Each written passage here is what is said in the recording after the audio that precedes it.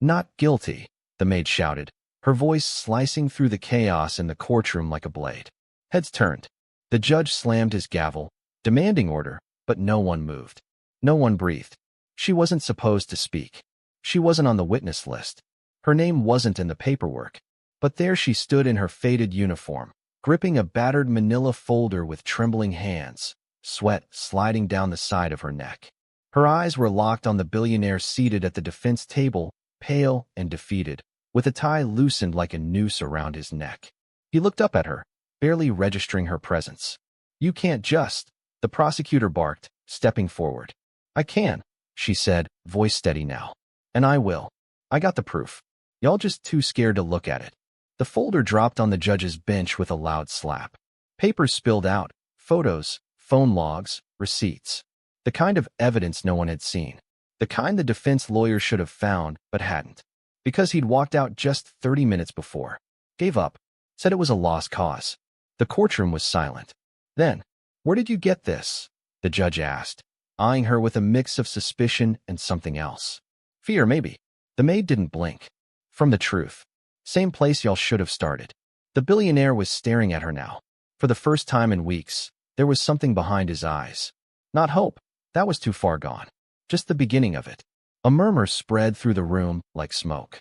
The prosecutor was flipping through the papers now, face tight, jaw clenched. He stopped suddenly. One page in his hand. One photo. Something in his expression shifted. "What the hell is this?" The maid didn't answer. She just pointed at the billionaire and said again, "He didn't do it." Then the judge leaned forward. "Is this real?" And that's when it came. A beat of silence. Then, a voice from the back of the courtroom. Cold. Calm. Dangerous. She wasn't supposed to find that. Everyone turned. Who said that? Who else knew? It started 3 months earlier, in a quiet part of Atlanta, before any of this made the news. Back when nobody cared who Patrice Monroe was. She had worked for Mr. Langston for nearly 6 years. Cleaned his glass walls, dusted his marble floors, ironed his designer shirts. Always the same schedule, always the same paycheck, always the same silence between them. But she was good at her job. Reliable. Invisible. That's how she liked it. She lived alone in a small apartment across the river. 1 bedroom, thin walls, burnt coffee smell in the hallway every morning. Her neighbors never stayed long. Rent was cheap, and life was expensive. She kept a photo of her mama taped to the fridge. Sometimes she talked to it, especially when she felt that ache behind her ribs. She didn't have kids, hadn't found the time, or the right man. She figured it was too late now. 52 and tired. Her life wasn't about romance or dreams. It was about staying afloat, getting to work on time, avoiding the bus when it rained. Langston was strange, always polite, always distant. Spoke in clipped sentences like his mind was somewhere else. He was one of those rich men who seemed hollow from the inside out. His mansion was cold and quiet. She'd often hum to herself just to fill the silence. He didn't mind. But something had shifted in the past few weeks. She could feel it. He wasn't sleeping in his bedroom anymore. Started crashing in the downstairs study. Papers all over the desk. Empty whiskey bottles in the trash. She noticed the scent of fear on him. It clung to the air like cologne. Then came the night the police showed up. She was off duty, at home, halfway through folding laundry when she saw it on the news. Billionaire real estate mogul Langston Graves questioned in murder of socialite Amanda Lane. Amanda. Patrice had only met her once. She remembered her because she was stunning, tall, blonde, wore perfume that lingered long after she left. She remembered the way Amanda had looked at Langston, like she wanted something, or maybe already had it. Patrice had seen women like that before. The next morning, she showed up for work. The gate code didn't work.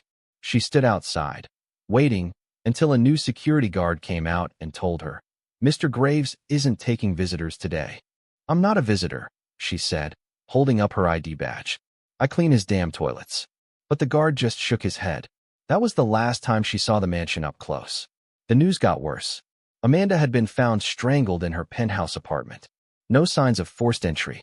Surveillance cameras had been wiped clean, and Langston's fingerprints were all over the place. The court date was set within weeks. Patrice watched it unfold on TV. His lawyer, some slick New York guy with too much gel and not enough spine, seemed to be sleepwalking through it. The prosecution brought witness after witness. Tabloids ate it up. They painted Langston as cold, controlling, possessive, said he and Amanda had a toxic affair, said he couldn't let her go. Patrice didn't believe it, because she knew something nobody else did. She'd seen Amanda leave something behind. A small black USB drive. 2 weeks before the murder, Amanda had stormed out of the mansion after a loud fight. Patrice had been cleaning the hallway upstairs, out of sight. Amanda's voice had echoed, angry, tight. "You can't fix this, Langston. You think money solves everything." Then she'd stormed off, and in her hurry, she dropped the USB drive near the staircase. Patrice picked it up and slid it into her apron pocket. She didn't think much of it at the time. Forgot about it, even, until the news broke. That's when she remembered. She didn't have a computer, but her neighbor's teenage son, Malcolm, did. She asked him to help her check it, said it was old family stuff. He barely looked up from his video game. Said sure. What they found hit her like a punch in the chest. Emails, voice memos, one video file, timestamped 2 days before Amanda's death. Amanda talking to someone off-screen. "It's getting too dangerous. Langston doesn't know, but if anything happens to me, you'll release it, right?" A man's voice replied, "Of course. You're safe. Just stick to the plan." Then the screen went black. Langston's voice was not the one in that recording. Patrice felt her whole body go cold. She knew what she had, and she knew what she had to do. She tried to call the defense attorney. Got rerouted. Left messages. Nothing. She tried to contact Langston directly. No answer. Then she heard the news. The lawyer quit. Walked out. Called the case unwinnable. Trial was almost over. Verdict expected any day. So she did the only thing she could. She got dressed, printed every piece of evidence, packed it in that old manila folder, and showed up at court. The guards tried to stop her. She pushed past them. Her hands were shaking. Her voice was not. And now she stood in front of everyone, shaking the whole damn trial to its knees. But behind her, someone else had just spoken. She wasn't supposed to find that. Who was it? Why were they here? And what would they do now that the truth was finally out? Patrice turned around slowly, heart pounding, because she suddenly realized something chilling. The real killer might be in the room, and they knew who she was. The courtroom didn't breathe. That voice, low, calm, almost amused, had sliced through the noise like a knife. Even the judge, who was mid-sentence, paused, mouth still open, eyebrows drawn together like he was trying to piece together a puzzle that had just changed shape. Patrice turned. Row by row, faces stared forward. Reporters, spectators, junior lawyers, and tired clerks. None of them looked out of place. But someone had said it. Someone had confessed that they knew about the evidence before she brought it in. She wasn't supposed to find that. The words echoed in Patrice's head, over and over. She scanned the room. Her eyes landed on a man near the back. Not old, not young. Trim beard, smooth suit, no tie. Leaned back like he didn't have a care in the world. He met her gaze. Didn't flinch. Patrice saw something in his eyes. Not fear. Not even anger. Recognition. Then he smiled. A slow, smug grin, like he'd been waiting for this moment. Waiting for her. "Order," the judge snapped, slamming the gavel. "Bailiff, escort that woman." "No," Langston said, standing.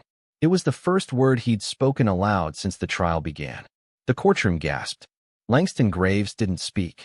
He whispered to lawyers, nodded to assistants, hid behind legal terms and cash. But now he stood, tie loose, face hollowed out by weeks of accusations, and eyes locked on Patrice like she was the last solid thing in the world. "She's telling the truth," he said. The bailiff hesitated. The judge leaned back, visibly thrown. The prosecutor jumped up, voice raised. "Your Honor, this is completely out of protocol. She has evidence," Langston interrupted. "Evidence that clears me." The judge turned toward Patrice. "Ms. Monroe, is it?" Patrice nodded slowly. "Yes, Your Honor." "Did you retrieve this information legally?" She hesitated. "A beat too long. I found it in Mr. Graves' home. It was dropped. Forgotten.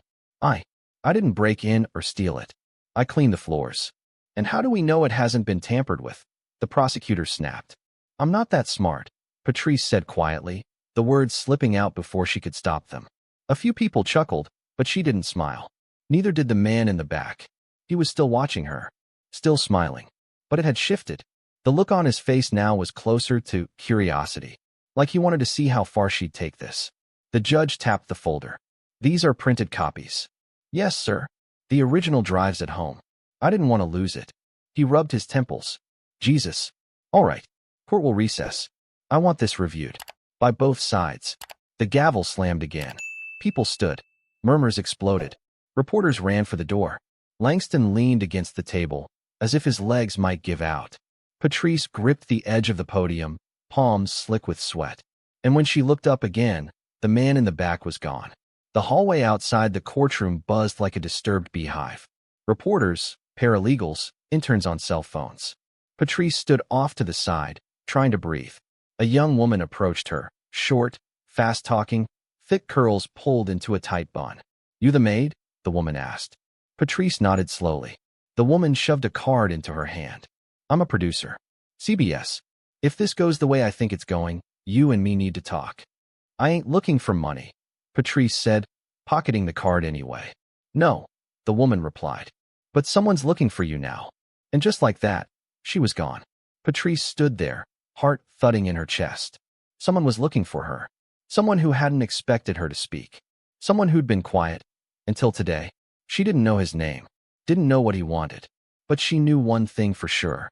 That man in the courtroom wasn't just watching her. He was warning her. The next few hours were chaos. She sat in a small interview room in the courthouse basement, flanked by a new court-appointed defense attorney. Young, serious, white guy with sharp features and a coffee addiction, and two tech consultants who reviewed the printouts while calling for a laptop. They uploaded the files, confirmed the timestamps, traced the metadata. All legit. The voice in the video? Not Langston. Not even close. I've heard this voice before, Patrice said, leaning forward. One of the techs raised a brow. Where? She paused. Thought back. Langston had a visitor. A couple weeks before Amanda died. Same man came 3 times in 1 week. Never gave a name. Just walked right in, like he belonged there. You see him today? The new lawyer asked. She nodded. In the back row. He smiled at me. He scribbled something in his notebook. You remember anything else about him? Yeah, she said, voice tight. He didn't blink. Not once. The attorney looked up. You think this guy might have? I don't think, Patrice cut in. I know. He set Langston up. By the time they called court back into session, the temperature in the room had changed. You could feel it. Like a storm had rolled in, and no one knew where the lightning would hit. The prosecutor was pale. Langston looked awake. Alert. Patrice was called to the stand. Her hand trembled as she raised it for the oath. She sat down, her knees weak, her throat dry. The judge cleared his throat. Ms. Monroe, thank you for your cooperation. You may proceed. She looked at the jury. 12 faces. Blank. Curious. And then she told them everything. The USB drive. The video. The voice. The fight between Langston and Amanda. The visitor. The one who never signed in. The file Amanda left behind. On purpose, because she didn't trust anyone else. She knew someone was watching her, Patrice said. And she knew it wasn't Mr. Graves. Then she paused and said, clear and slow. She said, if anything happens to me. She let the sentence hang in the air, Amanda's voice echoing in her memory. When she stepped down from the witness box, the courtroom was silent again. Langston didn't look at her. He just mouthed the words, thank you. But the moment she passed by the gallery on her way out, she felt it. That presence. A chill up her spine. She looked over her shoulder. The man was back. No smile this time. Just a finger drawn slowly across his throat. Not for Langston. For her. And that was the moment Patrice Monroe realized something terrifying. Saving a billionaire was the easy part. Now she had to survive it. Patrice didn't sleep that night. She sat on her worn-out couch, still wearing the blouse she'd testified in. A cup of cold tea untouched on the coffee table. The USB drive sat in front of her like a loaded gun. She stared at it like it might start whispering. Outside, her neighborhood buzzed with its usual background noise, sirens in the distance, a dog barking 2 blocks down, the thump of bass from a passing car. But inside her apartment, everything felt wrong. Like the walls were listening. She kept the lights off. At 2:13 a.m., someone knocked on her door. 3 knocks. Soft. Intentional. Her stomach flipped. She moved like her bones were made of glass, tiptoeing toward the door. She didn't breathe. Another knock. This time harder. She reached under the couch cushion and pulled out the hammer she kept there. A habit since 2017, when someone tried to follow her home from the MARTA station. Back then, she'd learned to sleep light and keep a weapon nearby. She crept to the peephole. No one was there. She waited. 10 seconds. 20. Then she noticed something. A thin white envelope slid halfway under her door. She didn't open it until sunrise. Inside was a single piece of paper. Typed. No name. No signature. Just 10 words. She should have stayed quiet. You still have time to. She folded the note slowly. Hands steady. Jaw tight. She wasn't going to stay quiet. Not now. That morning, court resumed with a kind of urgency that hadn't been there before. Langston's new attorney had requested the judge delay jury deliberations. The judge granted it, barely. Patrice suspected even he didn't want to believe how close they came to sending an innocent man away. Or maybe he wasn't innocent. Maybe Langston had secrets. But not this one. Not Amanda's death. That belonged to someone else. Patrice was sitting alone in the witness waiting room, her back straight, both hands folded in her lap, when the door opened. A U.S. Marshal stepped in and said, "You got a visitor." She looked up, expecting maybe the young attorney or someone from the DA's office. It was Langston. He stood in the doorway, not dressed for power anymore. No jacket, no cufflinks, just a loose shirt, deep lines under his eyes. "May I?" he asked. She nodded once. He sat across from her, rubbing his hands together like he didn't know what to do with them. "Patrice," he started, then paused. "I owe you more than I can say." "No," she said. "You don't owe me anything. But you do need to tell me who that man is." He blinked. "What man?" "Don't play dumb." Langston leaned back. Silent. She leaned forward. "He's been in your house. He was in the courtroom yesterday. He knew Amanda. He knew about the USB drive." Something flickered across Langston's face. Not fear. Guilt. "He told you this would happen?" Patrice said. "Didn't he?" Langston looked down. "I didn't believe he was serious. I thought Amanda was being paranoid." "What was she mixed up in?" Langston hesitated. "Real estate. Black market deals. Private buyers overseas. She had dirt on one of them. Said she was going to blow it open. Said it went beyond me. Why'd she keep it from you?" "She didn't trust me anymore," he said quietly. Patrice swallowed hard. "She trusted me." Langston looked at her, eyes tired. "You're the only person in my life who ever saw what I didn't say out loud." That silenced her. He reached into his shirt pocket and slid a small flash drive onto the table. "I found this in one of Amanda's old handbags after you testified. Hidden in the lining. It's worse than we thought." Patrice stared at it. "You trust me with it?" she asked. Langston stood. "I trust only you." Then he left. Patrice waited until she got home that night to check it. Malcolm, the teenage neighbor, helped her again, this time with more curiosity in his eyes. "You sure about this, Miss Patrice?" he asked, as he clicked open the files. "No," she said. "But that's never stopped me before." The files weren't just voice recordings or texts. There were blueprints, money trails, property flips in cities across the world tied to fake shell companies, all connected to a single alias. E.J. Kane. That's who Amanda had been afraid of. And Patrice recognized the name instantly. It had shown up once on a letter Langston asked her to file 2 years ago. Just initials at the bottom. She'd seen the full name on the envelope. Elijah James Kane. She typed it into a search bar. Nothing. No social media. No photo results. Just old articles. One from 2001 about a missing investment broker, and another from 1998 where he'd been briefly mentioned in a corruption scandal. And then one more link. A private security firm in D.C. Shut down in 2010. Tied to government contracts. Surveillance. Consulting. Malcolm frowned. "This guy's a ghost." "Ghosts don't smile at you in court," Patrice muttered. Her blood ran cold. He was more than just a corrupt businessman. He was a cleaner. Amanda had been right. They were never going to arrest Kane. But now Patrice had proof. Real proof. And Kane knew it. The next day in court, Langston was officially cleared. Mistrial declared. Charges dropped. The judge's voice was low and uncomfortable as he read the ruling. Reporters exploded. Cameras flashed. Langston stood still as a statue. The prosecutor didn't even look at him. Patrice stood in the back row, her heart pounding. She should have felt relief. Instead, she felt hunted. As she turned to leave the courtroom, her phone buzzed in her purse. Unknown number. One message. "There won't be a second warning." Patrice looked up. Elijah Kane was gone. But he was watching. And now she knew. The game hadn't ended with saving Langston. It had just begun. Because she had something Kane couldn't afford to let see daylight. And he had the money, reach, and ruthlessness to bury it. Or bury her. Forever. Patrice didn't go home that night. She packed a small duffel bag with one hand while keeping the other near her phone, checking the street below her window every few minutes. Her neighbor Malcolm offered to let her crash at his cousin's place in College Park, a studio above a barber shop with bad plumbing but a sturdy lock. She thanked him, and she left through the back stairwell. Kane's message hadn't been a threat. It was a schedule, a countdown. He wouldn't call again. He wouldn't need to. Patrice knew enough now to understand how these people worked. You don't send 2 warnings unless you're sloppy. And Kane wasn't sloppy. He was patient. And when he made his move, it would be final.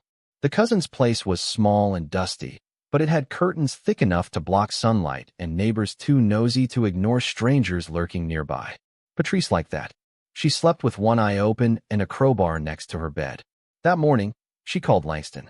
Straight to voicemail. She tried again. And again. Nothing. The man she had risked everything to save had disappeared. Maybe he was in hiding. Maybe he was running. Or maybe, and this sat like lead in her stomach, he'd made a deal with Kane. But she wasn't ready to believe that. Not yet. So she started digging. She spent the next 3 days combing through Amanda's files on Kane. Property records. Tax filings. Company names. Most of it read like static, layers on top of layers. But one folder stood out. The River Point Project. It had a blueprint with a red stamp in the corner. Confidential. Internal review only. It looked like a redevelopment deal. An entire neighborhood near the edge of Atlanta slated for demolition and rebuild. But the paperwork was strange. None of the companies on the contract actually existed. The contact info pointed to disconnected phone numbers. And right there, on one of the oldest documents, signed and dated from 4 years ago, was the name Langston Graves. Her blood turned cold. So he was involved. Not in Amanda's death, maybe, but in Kane's game. And maybe he hadn't lied to her. Maybe he just didn't tell her everything. She stared at the signature, then picked up her phone and called the one person she never thought she would. Langston's ex-wife. Renee Graves answered on the 3rd ring. Her voice was dry and flat, like she'd been crying recently, but didn't want anyone to know. How did you get this number? I used to clean your house, remember? Patrice said. I remember where you kept your emergency contact lists. Pause. You have nerve calling me. I need to talk to you about Langston. Another pause. You're not the first, Renee said finally. Reporters, cops. Some woman from the feds showed up last week. You looking to cash in too? No, ma'am, Patrice said. I'm looking to stay alive. That quieted her. Patrice explained what she'd found. The signature. The fake companies. The River Point Project. When she mentioned Kane's name, Renee let out a long breath. That bastard. You knew him? Not really. I knew of him. Langston did a job for him back in 2019. Just one deal. Said he hated the man. Said Kane made threats. What kind of threats? The kind that sound polite but feel like they come with a shovel, she said. Patrice stayed quiet. Then Renee asked, did he ever tell you what happened in Miami? Patrice frowned. No. That's when everything changed, she said. Langston came back from a trip, silent as the grave. Told me to pack a go-bag. Told me if anything happened, to never talk to the police. We separated 6 months later. Why? He wouldn't tell me who we were running from. Renee hesitated, then said something that chilled Patrice to the bone. He's not a good man, Patrice. But he's not a killer. And if he's gone silent now, it's because he knows Kane's circling. Patrice tightened her grip on the phone. Do you still have your go-bag? There was a pause. Then, yeah, keep it near. That night, Patrice met with the only person left who might be able to help. Detective Alicia Thomas. Thomas had been the lead on Amanda Lane's case before it was yanked from her and handed off to the DA's office. Young, sharp, with eyes that saw too much and trusted too little. They met in the back of a 24-hour diner on Moreland Avenue, where the fluorescent lights buzzed and the waitress didn't care if you stayed for 4 hours as long as you kept the coffee coming. Thomas wore a hoodie and no badge. Just a notebook and a tired look. You want to tell me why you called me and not the feds? She asked. Because you were the only one in that courtroom who didn't look surprised when I spoke up, Patrice said. You knew something didn't add up. Thomas leaned back. Didn't deny it. So what are we talking about? Patrice laid it all out. The second USB drive. The River Point files. The Kane connection. The envelope. The text message. Langston going off the grid. When she was done, Thomas just stared at her. Then, quietly. Do you know what you've walked into? Yes. No, Thomas said. You don't. Kane's not just a contractor. He's protected. People at the top owe him favors. People in uniforms. People with stars on their shoulders. I don't care. You should. Patrice sipped her cold coffee. I cleaned houses for 20 years. I know what people are like when they think they're not being watched. Kane thinks I'm just a maid. That's his mistake. Thomas cracked a bitter smile. That's what Amanda said, too. Patrice blinked. You talked to her? Once, Thomas said. She came in with a flash drive. Different one. A copy. It disappeared before I could even get a warrant. Disappeared? Internal Affairs claimed it never existed. Next week, my case gets pulled. Patrice sat back, suddenly breathless. So what do? She asked. Thomas didn't hesitate. We make noise. Patrice narrowed her eyes. How? We release the files. Public. Anonymous. All of it. And what happens to me? Thomas looked straight at her. You run. Patrice leaned back in the booth. Thought of her mother's photo on the fridge. The feel of bleach on her hands. The way Kane had smiled in that courtroom. Not yet, she said. Thomas frowned. What are you waiting for? Patrice looked out the window. Her reflection stared back, tired but clear. I want to see Kane squirm first. Thomas nodded. Then you've got about 48 hours to live. And that's when Patrice smiled. Then let's make M count. They released the files at 3:07 a.m. Not from a laptop in a newsroom. Not through some big leak on a whistleblower's site. Just a basic Dropbox link, posted to 3 local crime blogs and one obscure forum where true crime junkies spent hours obsessing over cold cases and conspiracy threads. No headlines. No red banners. Just a link with the title. River Point. Amanda Lane. E.J. Kane. Connect the dots. By sunrise, it had been downloaded 6,312 times. By noon, it was trending on Twitter. By 4:30 p.m., 2 Atlanta news stations were running with it. Nervously, cautiously, careful not to name names, but showing maps of the neighborhoods being stripped bare for mysterious redevelopment. People were starting to talk, but Kane hadn't made his move yet. And that was what scared Patrice the most. The quiet. Because Kane wasn't the kind of man to go on TV and deny accusations. He didn't threaten lawsuits or tweet statements through PR firms. No, Kane handled things in the dark. Clean. Quiet. Final. And now she'd shined a light right into his corner. So the question wasn't if he'd strike. It was when. By the second day, someone tried to break into Malcolm's cousin's apartment. Patrice was in the bathroom when she heard the jingle of metal. Not the front door, but the fire escape window. She killed the light. Moved without thinking. Quiet steps on tile. Breath held. She saw the silhouette. A figure kneeling outside the window, working something along the frame. Calm. Professional. She grabbed the crowbar. And she waited. The second the window cracked, she swung.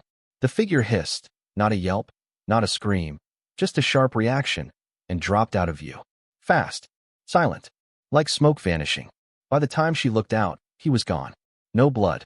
No sign. No trace of who it was. But she knew. Kane had stopped watching. Now he was hunting. Thomas helped move her that night. No questions, just a silent drive and a burner phone exchange at a gas station outside of Decatur. This time, she brought Patrice to a safe house the department had used for witnesses a few years ago, long since forgotten, off any official list. Small one-bedroom. Musty couch. Deadbolt and a chain on the door. No windows facing the street. You stay here, Thomas said. We let this thing explode a little longer. Patrice sat on the edge of the couch, staring at her hands. You sure this is gonna work? Thomas exhaled. Nope. But it's the best shot we've got. What about Langston? Hiding, she said. But he's talking. Quietly. Says he has names. Real names. People Kane worked with. People still in office. Why now? Thomas shrugged. Maybe he's tired of being scared. Maybe seeing you stand up made him feel like less of a coward. Patrice didn't answer. But something was eating at her. A thought that wouldn't leave. Why didn't Kane kill Amanda himself, she asked. Thomas tilted her head. What do you mean? She had the files. She was going to leak them. He could have made it look like an overdose, a mugging, anything. But he didn't. He strangled her. That's personal. Thomas went still. You're saying someone else did it. Patrice nodded slowly. I think Kane wanted her dead. But someone close to her actually did it. There was a long silence. Then Thomas said quietly, Langston? I don't know. But someone was close enough to erase the cameras. Thomas's face darkened. That narrows it down. The next morning, the news broke again, this time louder. Whistleblower files tie local developers to federal land fraud. The DOJ released a statement. Vague, non-committal, but enough to rattle some cages. A few city officials issued nervous denials. Property owners scrambled to delete old press releases. And then Langston reappeared. He called Patrice from a burner number. Just his voice. No small talk. I want to meet. Where? Somewhere public. Where Kane won't try anything. You think he's going to let you walk around with what you know? There was a pause. That's why I need you there. Patrice hesitated. Why me? Because Kane is scared of you. And I don't think he's used to being scared. They met at a quiet cafe in downtown Decatur, in full view of the street. 2 exits. No blind corners. And Thomas nearby in an unmarked car, her phone line open the whole time. Langston looked different. Healthier. No longer pale and panicked. Like the weight of silence had lifted off him. But Patrice didn't smile. She sat across from him. Waited. Langston slid an envelope across the table. Inside were 4 names. 2 were politicians. 1 was a banker. The last was Amanda Lane. What's this? Patrice asked. Langston spoke slowly. It wasn't just Kane. Amanda was working with them at first. That's how she got all the files. But she turned on them. Thought she could use it to buy her freedom. You knew? I found out the week she died. Patrice stared. So why didn't you tell the court? Langston looked away. Because I thought if I stayed quiet, they'd leave me alone. I didn't think Kane would really go through with it. Patrice stood. She was furious. At him, at Amanda, at the whole twisted web of money and fear and silence. You let me walk into that courtroom without knowing any of this. I didn't think you'd actually show up, Langston said. But you did. You saved me. He looked at her. I'm trying to do the right thing now. Patrice narrowed her eyes. Then help me bring them all down. Every last one. Langston nodded. I will. They didn't see the man across the street. Black cap. Phone pressed to his ear. Watching. Kane. He didn't move. Didn't raise his hand. Didn't signal. He just walked away. And that terrified Patrice more than anything else. Because Kane wasn't here to kill. Not yet. He was waiting for her to relax. Which meant the real hit was still coming. And it wouldn't be a warning. It would be a message. Patrice didn't go back to the safe house. After seeing Kane again, standing calmly across from her like he was window shopping a coffin, she knew hiding wouldn't cut it anymore. This wasn't about waiting him out. He'd outweighed her. Outspend her. Outmaneuver her. She had to move. So she stayed in motion. A different motel each night. Cash payments. No online bookings. She used the name Dolores, her mother's middle name, and wore a wig she found in a Walgreens clearance bin. Tight curls, dark brown, a little crooked. It made her feel invisible. For the first time in weeks, that felt like power. Kane was watching the media, watching the case. He wasn't striking because something was keeping him cautious. That something was her. Not Langston. Not the files. Her. She'd stepped out of the role he'd expected. The quiet help. The maid. The woman no one listened to. And now that she had the floor, Kane didn't know what she'd do next. Which gave her a sliver of control. And that meant it was time to push harder. The next step wasn't evidence. It was voice. She met with Thomas again, this time in a diner on the south side, where no one looked twice at 2 women in a booth with notebooks and burner phones. I want to go public, Patrice said, stirring a cup of bitter coffee. Thomas blinked. Patrice. I'm done hiding. Thomas set down her cup. They'll come for you. They already did. You think you can beat Kane in public? No, Patrice said. But I can make him bleed. Thomas studied her, like she was seeing her for the first time. You're not just trying to survive anymore. Patrice looked her dead in the eye. I want them to feel what they did to Amanda. I want Kane scared to breathe. Thomas nodded once. Then we do it smart. Step by step. We control the narrative. I don't need to go viral. I just need to be heard. They started with a podcast. Small, independent, with a loyal Atlanta audience and a habit of poking into things bigger media didn't touch. Thomas knew the host. A woman named Jen who ran it out of her garage with 2 mics and a pit bull that snored through the recordings. No camera. Just voice. That was enough. Patrice told her story. The maid. The billionaire. The USB drive. The courtroom. She didn't mention Kane by name. Not yet. But she painted him in the shadows. The man who smiled at me when he thought I couldn't touch him. The man who erased Amanda's life like it was an email draft. The man who thinks power means no one can reach him. The episode dropped on a Friday. By Sunday, it had 60,000 plays. By Tuesday, Kane called. The phone rang at 2:47 a.m. Patrice didn't answer, but the voicemail came through. His voice was calm, polished, tired, like he'd just finished reading a bedtime story. Ms. Monroe, you've made your point. Now let me make mine. I don't need to ruin you to stop you. I just have to wait. Because sooner or later, people like you disappear. They burn out. Or they get buried under something louder. So here's my offer. Walk away. I won't touch you. I won't chase you. I'll pretend you never existed. But if you don't, if you push this further, then I will remind you what it means to matter to someone like me. Tick-tock. She played it twice, then sent it to Thomas. And then, without telling anyone, she leaked it. To the podcast, to the blogs, to Twitter. She didn't edit it, didn't clean the audio. Let Kane's voice do all the talking. The internet exploded.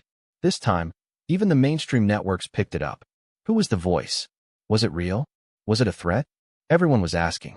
And Kane couldn't answer, because answering meant admitting it was him.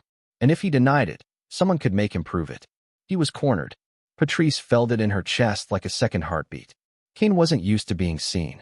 Now he was everywhere. But just as the pressure mounted on Kane, Patrice felt it shift back toward her. Because the voicemail went viral. And with that came exposure. Her face. Her name. No more wigs. No more hiding. People reached out, some kind, others dangerous. One email chilled her to the bone. You think you're the first? Keep talking. You'll end up just like her. She didn't need to ask who her was. Amanda. The guilt crept in fast, twisted up in her gut. Because the truth was, Patrice had waited too long. She could have turned that USB in the night she found it. But she hadn't. She'd hesitated. And Amanda had died. But now, there was no room left for guilt. Or fear.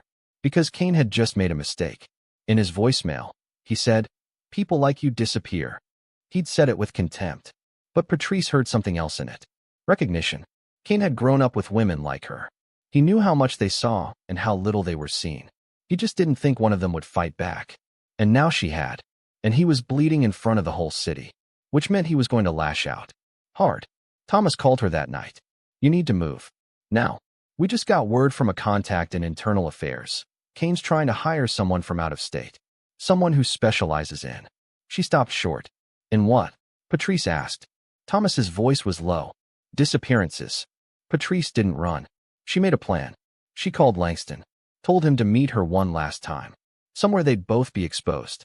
Somewhere Kane couldn't touch them without burning himself alive. A press conference. Live. Downtown. One camera.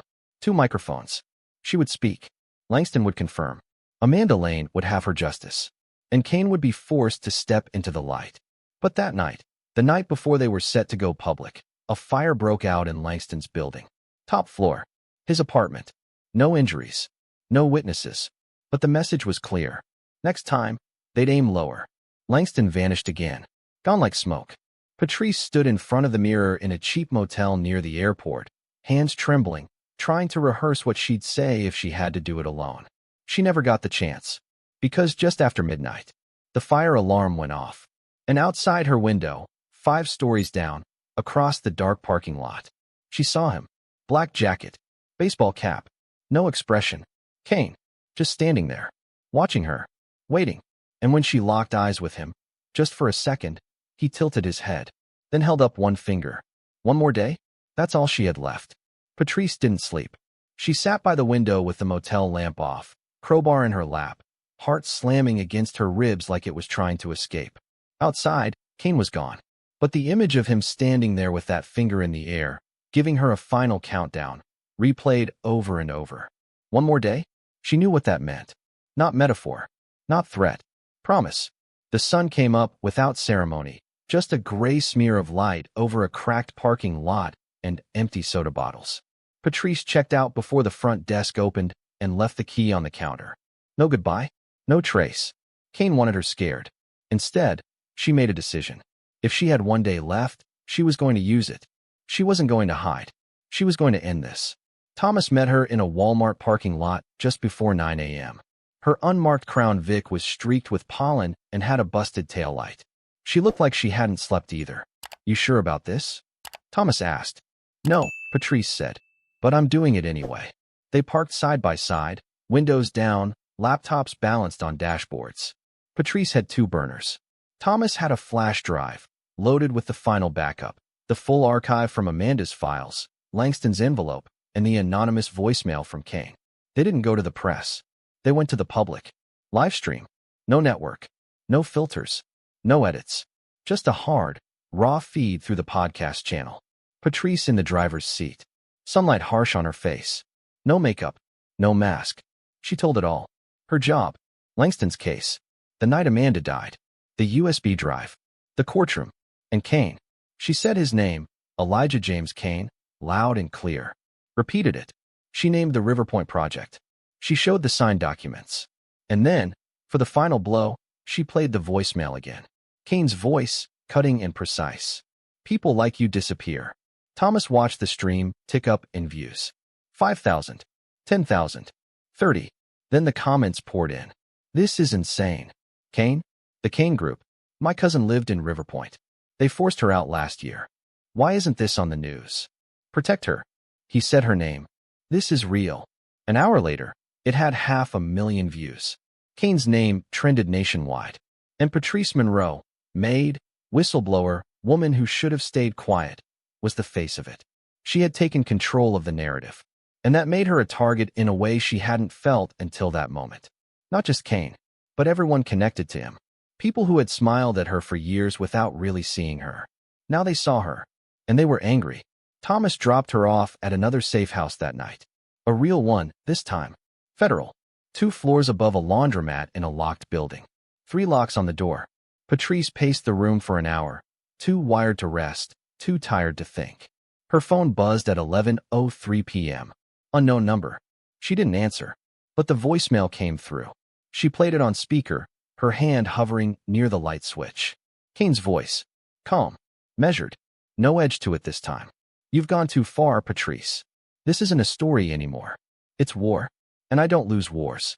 You've got people watching you now, cheering, clicking. That won't save you. You've chosen your role. Fine.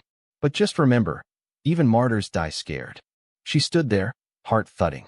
Let the words settle. Then she did something she hadn't done in years. She opened the nightstand drawer and prayed, not for protection, but for clarity. Because tomorrow, she wasn't just going to fight for herself. She was going to finish this. The next morning, Langston re-emerged. He called her directly. No burner. No middleman. He was in a hotel in Savannah. He'd escaped the fire, barely. And now, shaken and exhausted, he was ready to testify, under oath. He had names, dates, deals, and offshore accounts. I should have done this months ago, he said, voice breaking. You've done more for Amanda than I ever did. You going to back out? She asked. No, he said. Not this time. Thomas set up the meeting. FBI. U.S. Attorney's Office. A full statement. Langston was to testify that weekend. If he lived that long. Because Kane wasn't done. And Patrice could feel it. Not in the big ways. Not explosions or gunfire. But in the silence. He'd gone quiet again. The part that scared her most. It happened at 2:13 a.m. Same time the first envelope arrived. Same number of knocks. She opened the door to her safe house and saw it. A box. No label. No note. No sound on the stairs. Just a small, white box. She didn't touch it. Called Thomas. The bomb squad came. Cleared it. No explosive. But inside, a maid's uniform. Freshly ironed. Her size. The exact kind she wore working for Langston. Pressed. Folded. Neat. And a card. You were never more useful than when you were invisible. Patrice stared at it. And that was the moment she knew. Kane wasn't trying to kill her. Not yet. He wanted to erase her. To make her doubt who she was. To put her back in the uniform and keep her in the shadows. But that wouldn't happen. She wasn't the help anymore. She was the voice. The witness. The storm. And Kane had made his final mistake. He hadn't buried her. He'd made her unforgettable. Tomorrow, she'd take the stand. Tomorrow, Kane's name would be read in court. Tomorrow, the world would hear everything. If she lived that long. The courtroom felt colder this time. Not just the air conditioning, which was cranked too high, but the weight in the air, the unspoken sense that something bigger was about to happen, something you couldn't stop once it started. Reporters filled the back rows. Armed officers stood near every exit. A bomb sweep had already cleared the building. Twice. The bailiff looked nervous. Even the judge, an old man with tired eyes and a gavel that sounded more like a threat than a tool, was unusually alert. Because today, Patrice Monroe was testifying, and Kane knew it. The courtroom hadn't seen him, not once. Not officially. No subpoenas, no lawyers. But everyone felt him. Like smoke. Like a shadow that curled around your shoes. Patrice took the stand in a navy blazer she bought 2 days ago from a secondhand shop. She had washed it twice. Still smelled like old perfume. But she wore it like armor. Across from her sat Langston. Dressed in black. Sober. Stoic. He hadn't said a word to her that morning. Just nodded once, like they both knew what was at stake. The U.S. attorney stepped forward. "You're under oath now, Ms. Monroe. Ready?" Patrice swallowed. Her voice came out strong. "I'm ready." She started from the beginning. The day Amanda Lane came to Langston's house. The USB drive. The night she found it. She told them about the files. The recordings. The metadata. And then she told them about the man no one wanted to name. Elijah James Kane. The court stirred. Some scribbled. Some sat up straighter. She looked the prosecutor in the eye. He's not just some shady investor. He runs half the real estate corruption in Atlanta from behind shell companies. Pays off officials. Silences reporters. Forces people out of their homes. Amanda tried to expose him. And what happened to Amanda Lane? She was murdered, Patrice said. By someone close to her. But Kane made sure it happened. He gave the order. "I don't care if there's no paper trail. I've heard his voice. I've seen what he does when someone threatens his power. And why are you doing this now?" Patrice looked at the jury.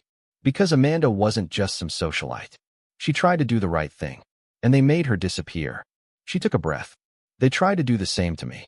The room was silent. Then the defense rose. Not to question her. They didn't dare. Just to submit the recordings. The files.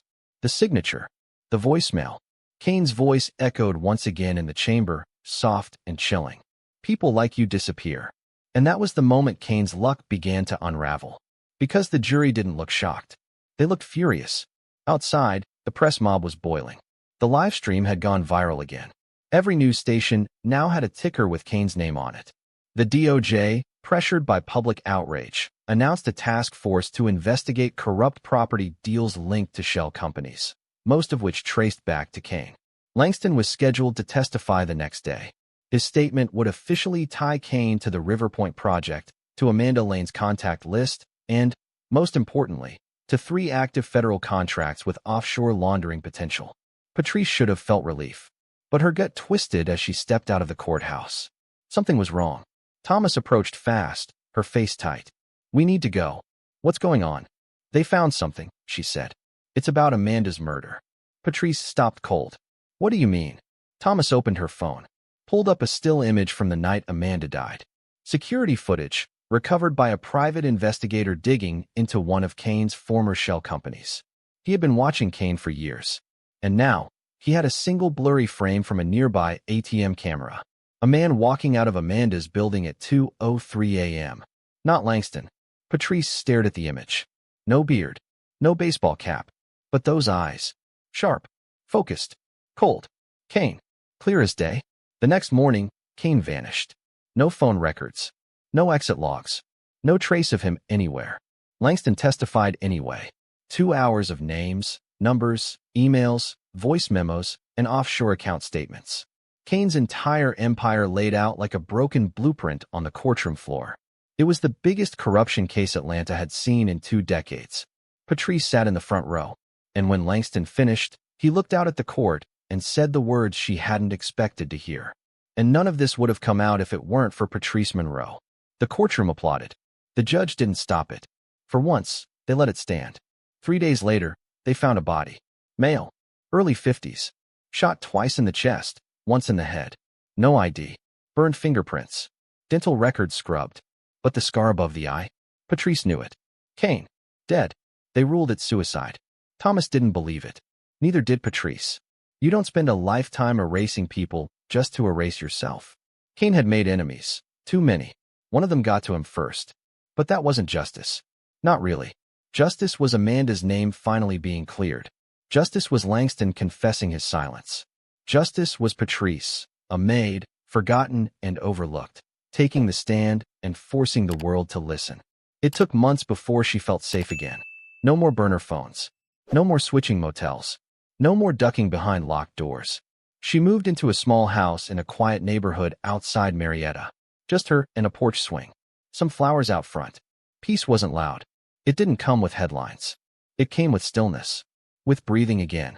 With sleeping through the night without a crowbar beside the bed.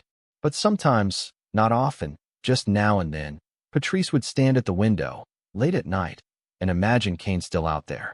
Watching. Smiling. Waiting. And then she'd smile back. Because if he was alive, she wasn't scared of him anymore. He'd already lost. She'd done the one thing he never thought she could. She made the world remember. She made it feel. And she made it say, out loud and for the record, not guilty. Patrice started keeping a notebook. Not the kind you scribble shopping lists in. A real journal. Black leather cover, thick pages, no lines. Every night after dinner, she sat at her small kitchen table with a cup of mint tea and wrote. Not about Kane. Not about Langston. Not even about Amanda, not directly. She wrote about the little things. What it smelled like when the rain hit the hot sidewalk. The way silence filled her new house after midnight. The man on the corner who sold boiled peanuts from a paper bag.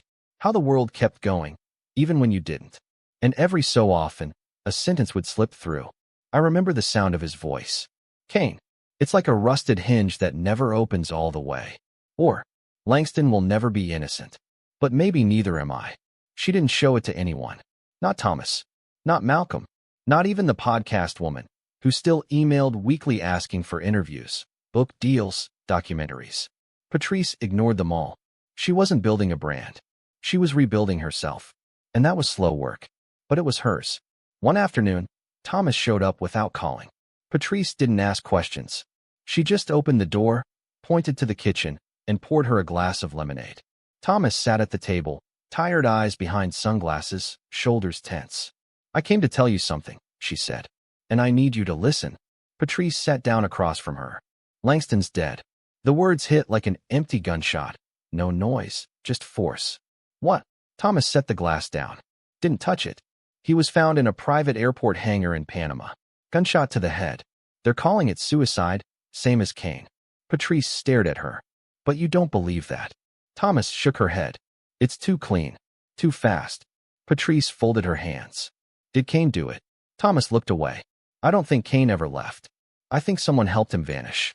I think Langston knew too much and stayed alive just long enough to tip the scales. And now everything's quiet again. They sat there in silence. Then Thomas said something she hadn't said before. You were never supposed to matter. Patrice raised an eyebrow. But you did, Thomas said. You cracked something open that nobody else could. Not because you had power, but because you didn't. You were what Kane couldn't calculate. Patrice exhaled, slow and steady. So what now? You lay low? Let the storm pass. The case is still moving. Quiet investigations. Private subpoenas. No headlines. Thomas stood. Finished her lemonade. But if I were you, I'd keep that notebook close. Patrice didn't ask why. She already knew. Later that week, she received a letter. No return address. Just her name. Block letters. Clean envelope. Inside was a single photo. Amanda Lane. Smiling. Holding a glass of champagne. Arm around a man whose face had been carefully burned away. But in the background, a mirror. And in the mirror's reflection, a man in a baseball cap, standing by the bar. Kane. It was dated 6 months before Amanda's death. Scrawled on the back in looping black pen were 3 words. He never left. No signature. No explanation. Patrice stared at it for a long time. She didn't panic. She didn't call Thomas. She just tucked it into the back of her notebook and wrote one sentence beneath it. If he's still out there, then so am I. Months passed. Summer came. Atlanta buzzed with its usual weight. Heat waves, headlines, humidity. Patrice walked through her neighborhood like a ghost finally returned to flesh. She waved to neighbors, went to the farmer's market, bought fresh peaches, even took a community college class, Creative Writing 101. Her professor asked them to write a true story that felt like fiction. She titled hers, The Maid Who Wouldn't Stay Quiet. When she read it aloud in class, no one breathed for 3 whole minutes. Afterward, a boy half her age said, You should make that a movie. She smiled. No, she said. I already lived it. One night, she was sitting on the porch when a black car rolled by. Slowed. Stopped. The window rolled down. She couldn't see the driver's face. Too dark. But she didn't move, didn't reach for anything. She just looked straight ahead. The car paused, then drove away. She waited until the sound was gone, then stood, stretched, and went inside. Because she understood something now that she hadn't back then. Kane might still be out there, but she wasn't hiding anymore. Not ever again. And if he came for her, she'd be ready. Because sometimes, justice doesn't wear a robe or carry a badge. Sometimes it wears a uniform, cleans floors, sees everything, and never forgets. Not guilty, she whispered to herself, one last time, before turning off the light. But I'm not done. The fall came early that year. Leaves browned quicker, air thinned faster, and Patrice found herself waking to a strange quiet in the mornings. Not just the absence of traffic or the hum of appliances, but the absence of fear. The hum of survival that had lived under her skin for so long had finally begun to fade. But peace, she knew, was never permanent. It was just a space between storms. And that space was shrinking. On the first Monday of October, Patrice received another envelope. Same unmarked style. Same cheap white paper. Inside was a single sheet, no writing. Just a newspaper clipping. From 1999. Real estate heir found dead in warehouse fire. Body identified as Elijah Kane. She stared at it, heart lurching once, then steadying. She checked the byline. Small paper. No longer in print. Kane's name wasn't mentioned again. No follow-up articles. No photos. No police comment. It had been buried. Forgotten. Or faked. She pulled out her notebook. Tucked the clipping in. Then flipped back to the photo of Amanda, the mirror, and the figure with the cap. Same posture. Same build. If Elijah Kane had faked his death once, what was stopping him from doing it again? Patrice closed the notebook. Thought hard. He wasn't running. He was restarting. Later that week, Thomas came by again. This time in plain clothes and with a file folder in her hand. The kind that looked ordinary until you felt how heavy it was with secrets. She dropped it on Patrice's kitchen table. I shouldn't be showing you this, she said. But I think you've earned it. Patrice opened it. Her eyes scanned the documents. Bank transfers. Lobbyist lists. Signed property deeds linked to shell corporations. Some dating back to the early 2000s. Others after Kane's supposed death. Then, near the bottom, a name she hadn't seen before. E.J. Rowan. An alias. Same birth year as Kane. Same middle name. James. One passport issued in 2002 from Belize. One in 2007 from the UAE. And a surveillance photo from Prague, 2018. Patrice leaned in. Beard. Sunglasses. Suit. But she knew. It was Kane. I thought he was dead, she said quietly. He is, Thomas said. On paper. But whoever E.J. Rowan is, he's been active. And he's just as dangerous. These documents link him to at least 4 cities trying to gentrify low-income housing into luxury condos. And no one's stopping him. Thomas exhaled. No one can. He's buried too deep. He's protected. Patrice closed the file. No, she said. Not anymore. She called Malcolm that night. The kid was older now, had started college, but he still picked up when she called. I need your help, she said. One more time. You want to go digging again? He asked, half excited, half terrified. No, she said. I want to go louder. She explained everything. The alias. The fake death. The new trails. The old money moving through new channels. Malcolm didn't hesitate. Let's burn it all down. They built a website. Simple design. Black and white. Nothing fancy. The title read, The Kane File. It laid out every known alias. Every known deal. Every suspected shell company. It connected dots that no one else had tried to. From Amanda Lane's murder to River Point to the latest property seizures in Charlotte and Houston. It wasn't accusation. It was invitation. Ask the questions, it read on the homepage. All we did was put the pieces in the same room. They posted it at midnight. By sunrise, it had already been flagged for removal. But it was too late. Dozens of bloggers had screenshotted it. One Reddit thread had cracked 50,000 upvotes. Local journalists started calling it the ghost of Kane. But Patrice knew better. He wasn't a ghost. He was a man. A man who'd built an empire out of silence. And now, the silence was broken. 2 days later, someone tried to hack the site. Malcolm traced it to a private network in D.C. He patched it, strengthened the firewall, then added a live visitor tracker to the homepage. Not to show who was viewing it, but how many. By the end of the week, over 1.3 million people had visited the Kane file. Someone emailed her directly. No name, no greeting, just 4 words. You're not done yet. She didn't know if it was Kane or someone trying to stop him, but either way, they were right. She wasn't done, not by a long shot, because Kane might have built the game, but Patrice had learned how to win it. And now she was coming for everything. By the time winter crept in, Atlanta was humming with stories again. Not about football or gas prices or the usual city scandals. No, the headlines were different now. Louder, sharper, unafraid. Kane file forces federal review of Atlanta housing contracts. Congressman linked to offshore dealings resigns amid backlash. Whistleblower Maid behind largest private corruption leak in Georgia history. Patrice saw her face on the news once, grainy, from the courtroom, and immediately turned the volume down. She wasn't in it for the cameras. Never was.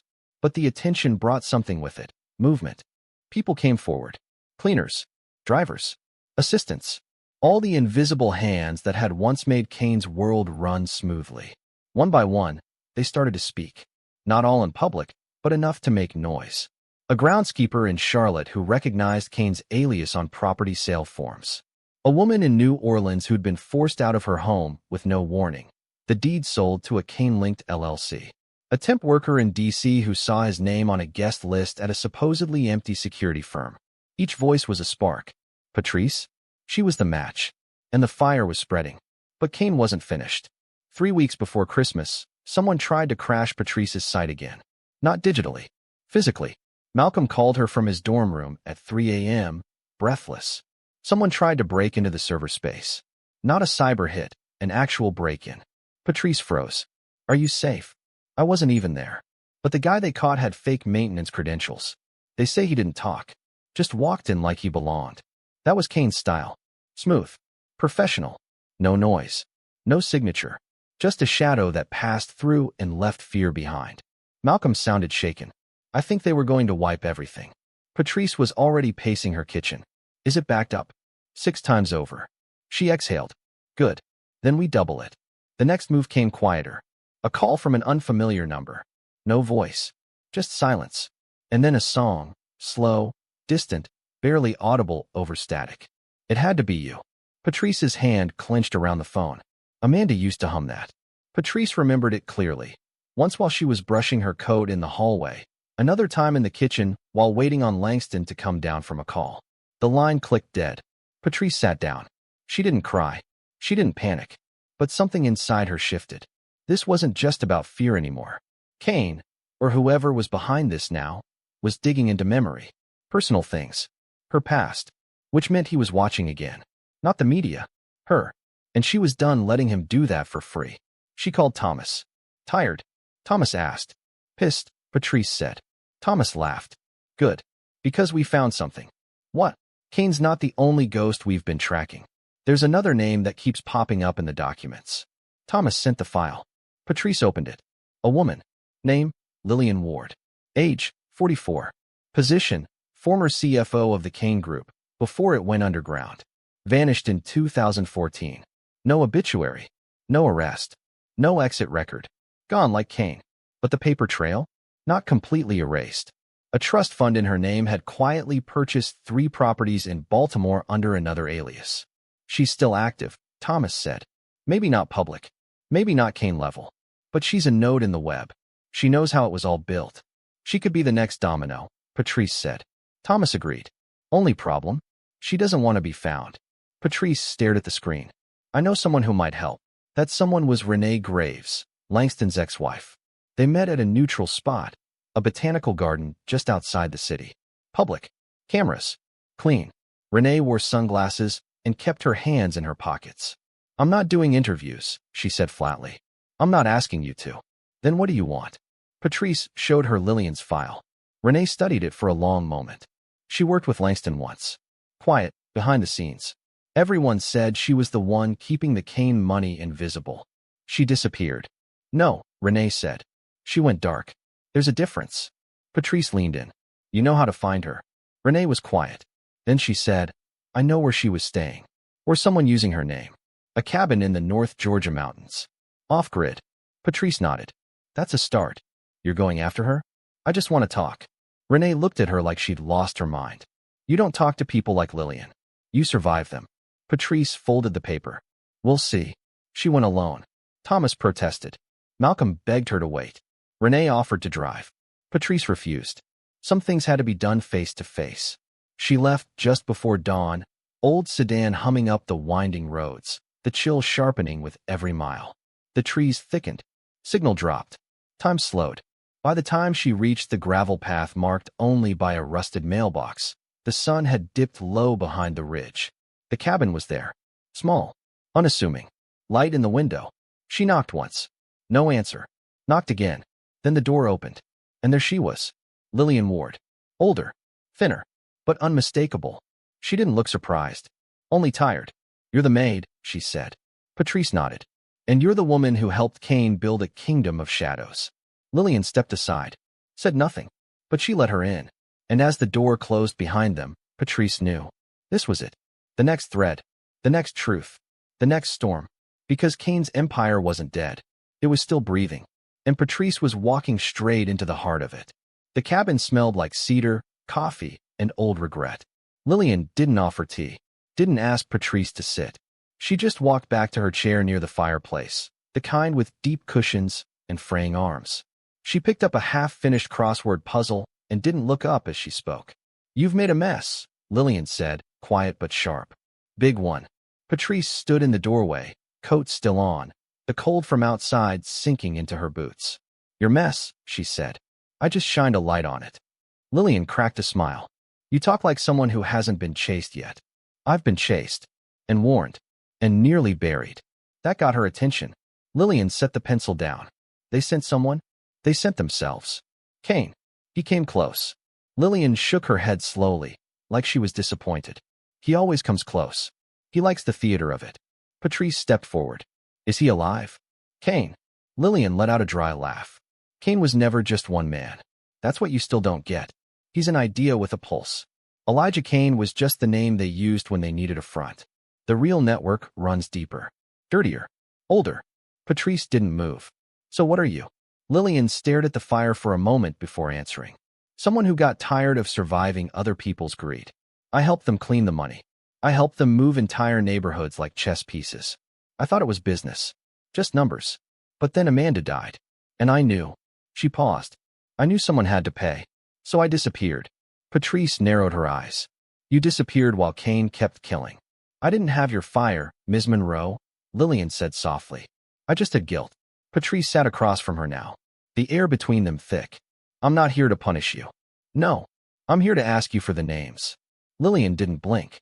You're not afraid? I'm tired of being afraid. They sat in silence. Then Lillian leaned forward, opened a drawer next to her chair, and pulled out a worn notebook. No cover. Rubber band around it. She placed it on the table between them. This is everything. Shell companies. Political contacts. Personal aliases. And one name you're not expecting. Patrice reached for it, but Lillian held it a moment longer. There's a cost, she said. I know. You release this, and the game changes. It stops being Cain and starts being the people who protected him. The ones still in office. The ones with badges and titles. You'll never get peace again. Patrice looked her dead in the eye. I'm not looking for peace. I'm looking for truth. Lillian let go. Patrice opened the notebook. And froze. There, third name down on the first page. Alicia Thomas. Detective. The woman who'd stood beside her. Helped her. Protected her. The one who told her about the Riverpoint files. The one who gave her the push to speak. Lillian. Patrice said slowly. This can't be right. She was Cain's insurance, Lillian said. He needed someone inside. Someone with empathy. Someone believable. No. Patrice whispered. I told you. Cain wasn't one man. He was a system. And the system takes care of its own. Patrice stood, fists clenched, notebook in hand. She's been playing me. No, Lillian said softly. She was playing you. Until you flipped the board. Now she doesn't know what to do with you. Outside, the wind picked up, knocking a branch against the side of the cabin. Patrice didn't move. The heat in her chest wasn't just betrayal. It was rage. Pure. Cold. Focused. Because this whole time, Cain had stayed one step ahead. Because she'd never thought to question the one person who stood beside her. Because the final name, the one that mattered most, wasn't in the shadows. She was right next to her. helping her steer the ship straight into the storm. Patrice turned to the door. She had a notebook in her hand and a target in her sights. Thomas had taught her how to fight back. Now she was going to teach her what it meant to lose. The drive back to Atlanta felt different. Not like a return, like a countdown. Patrice didn't go home. She didn't call Malcolm. She didn't alert the FBI or forward the files. She went straight to Thomas. Same diner, same booth, same half-smile on the detective's face when she arrived. "You look tired," Thomas said, sliding her coffee across. "I'm wide awake." Thomas leaned back. "So what's the update?" Patrice pulled out the notebook and placed it on the table. "You tell me." Thomas didn't reach for it. She didn't flinch. She just stared. The seconds stretched between them like wire. Finally, Thomas said, "So, Lillian talked." Patrice nodded once. "You should have told me," she said. "I couldn't," Thomas replied. "Not until I knew which side I was on." "And now?" Thomas looked down, then back up. And for the first time, Patrice saw something real behind her eyes. "Shame. Now I'm on yours." "No," Patrice said, voice steady. "You're on the truths. You just forgot what it sounded like." Thomas said nothing. Then she slid a small flash drive across the table. "What's this?" "Proof. Names. Accounts. My part in it. Everything I buried. Everything I buried for him." Patrice stared. "And why give it to me now?" "Because," Thomas said, her voice breaking, "you didn't stop. And I did. You reminded me what it feels like to fight with your hands clean." Patrice reached for the drive. Took it. "Don't think this makes us even." Thomas nodded. "It doesn't." Outside, the city buzzed like it always had. Indifferent. Busy. Pretending not to notice what boiled beneath its pavement. But inside that booth, a story was ending. And a reckoning was beginning. Because Kane was never just one man. He was the rod in the walls. But Patrice had torn the whole house down. And now she had names. Proof. And a voice no one could ignore. The final chapter had begun. And she was writing it herself.